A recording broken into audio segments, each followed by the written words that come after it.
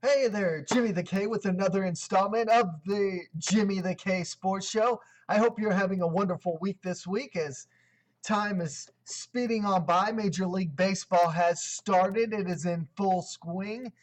As basketball is coming to an end, certain things have been happening. I want to send a congratulations out to Oklahoma City's Kevin Durant. He has tied Michael Jordan's single season amount of games of 25 points or more at 40. He can actually pass that with the next game, I believe tomorrow. I believe they play the Suns, if I'm not mistaken. So, congratulations to Oklahoma City's Kevin Durant, and let's get this thing done. Uh, the Oklahoma City Thunder have made the playoffs, along with a lot of teams. Indiana Pacers have made it. The only three teams that I believe are kind of right there knocking on the door and could be fighting it out the last 9 games are Dallas, the Clippers, and the Suns. So those three teams right there are going to be clawing it out to the end of the season, looking for that to get that 8th seed so that they can make the playoffs. So basketball's coming in. Major League Baseball is in full swing. We've got all kinds of great things going on, all kinds of newsworthy sports topics going on. So the first thing I want to take a look at tonight is the fact that Chris Johnson of the Tennessee Titans has been released by Tennessee. Do I think he would be a good fit for the Dallas Cowboys or not? Honestly, the Dallas Cowboys have a good running game right now. They don't have an elite running game, and until they can get that offensive line built up, these guys will not have a good running game. DeMarco Murray is a good enough running back. I don't feel like the Cowboys have to go after Chris Johnson, although he would be great to have in Dallas. He would be a 1,000-yard rusher, somebody that could make things happen, and you could use DeMarco Murray as your third down back if you had to. But is it necessary? No, not until they get that offensive line fixed up, a little bit of holes in the defense, in the draft, and big things like that. Speaking of the draft is coming up towards the end of this month. Sometime at the end of this month. I'm not exactly sure when. But the big question is Johnny Manziel. Well, where will Johnny Manziel go? Will he be that number one pick? Will the Houston Texans pick Johnny Manziel as their new quarterback, or will they go elsewhere? Personally, I'm not a big fan of Johnny Manziel. I think Johnny Manziel's got an ego of the size of a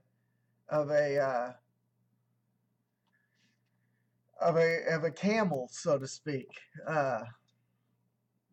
Johnny Manziel, do I think will make it big in the NFL? No, I don't. That's my personal opinion. What do I know about that? Nothing really. But I don't think Johnny Manziel gets picked in the top 10. Period. I don't. I honestly think he could very well be a late first round, early second round pick. I think people like Bridgewater and the other quarterback that's out there, Clooney or whatever his name is, could very well go before Johnny Manziel. So, we got all kinds of big things going on. It's so good to have the sports world simulating around you right now. No, I don't think the Cowboys should go after Chris Johnson. I think they should go after offense and defensive players. So, should they? No, that's my answer. What's your thoughts on this? You know how to get a hold of us. You can like our Facebook page, All About Sports Zone. You can email me at allaboutsportszone@gmail.com. Or, you can send your live chats through here. If you come to Ustream and notice that I'm not broadcasting live, you can say, oh, hey, I want to ask him a question. Type in the chat there and ask me a question. I'd love to have your questions here on the show. I definitely want to make you a part of our show. Another topic I want to definitely look at is the Rangers' struggles early on. Just got through watching the Rangers game against the Tampa Bay Rays. I have to say the young pitcher that pitched for them, Nick Martinez, did a fairly well job, a fairly good job. Went 6 innings, 3 runs on 6 or 7 hits, a couple of home runs, couple of walks, couple of strikeouts, who's constantly pounding the strike zone the way you're taught to. And, he played the way he needed to help this team win tonight. But the Texas Rangers couldn't hold it. Neil Kotz gives up a single or a double, walks a guy, then a ball goes over Shin-Soo Choo's head for 2 runs coming, a 2-run double, and that's that. That's lights out. This has been a problem with the Rangers through the first part of the season, and I think it will continue to be a problem until this team can mesh wholly as a team. This team needs a lot of work. I'm not impressed by Prince Fielder right now.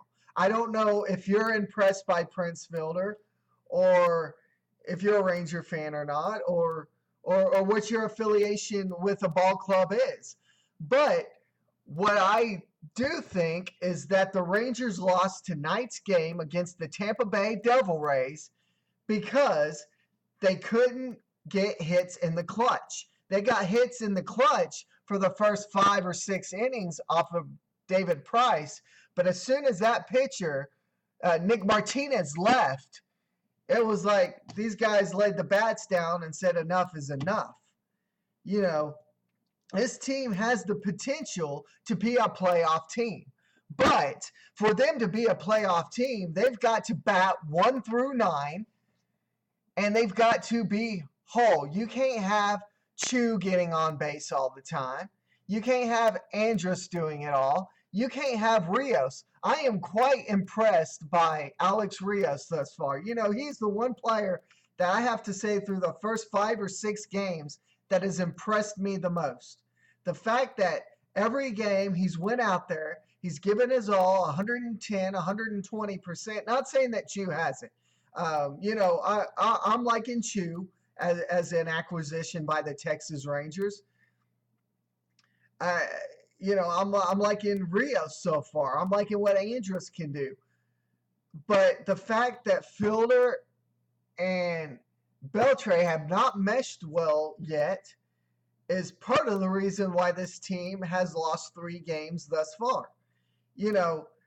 This team has the potential with Fielder in the spot that he is and Beltre in the spot that he is to very well put up over 900 runs this year.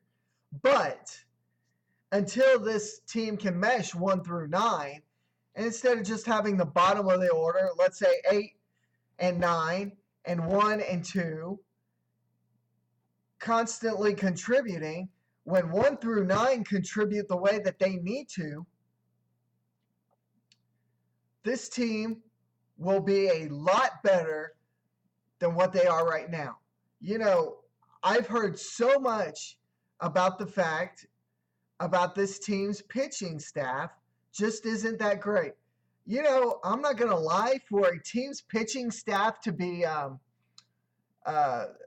as some rednecks call it, duct taped together, for this pitching staff to be duct taped together or glued together the way that they are, the pitching staff has done somewhat of a pretty good job. Every pitcher has given them the chance to win, with the exception of Joe Saunders last night, which, the acquisition of Saunders I felt like was not going to be a good thing. For him to start, it really scared me. And The loss tonight and Tanner Scheppers just had a rough opening day. You expect that from somebody who's going out for the first time on opening day and putting up, this kid hadn't pitched past AAA. He pitched in the majors last year in relief for Texas and did a good job there. This year they tell him, hey, Darvish isn't going to pitch. You're the man. You're the man. In some ways, do I feel like Martin Perez could have been the better pitcher to be an opening day starter? Yes, I do. I really do. I feel like it would have calmed Scheppers' nerves a lot better and would have calmed him enough that I don't see the Phillies putting up 14 runs the way that they did in game one. That first game, the Texas offense, to me, seemed to mesh together. They put 10 runs on the board. They actually looked to me as if, this team may mesh together 1 through 9. Then game 2 comes about, and we have to win it through a walk-off there. Game 3 comes about. We have to win it through another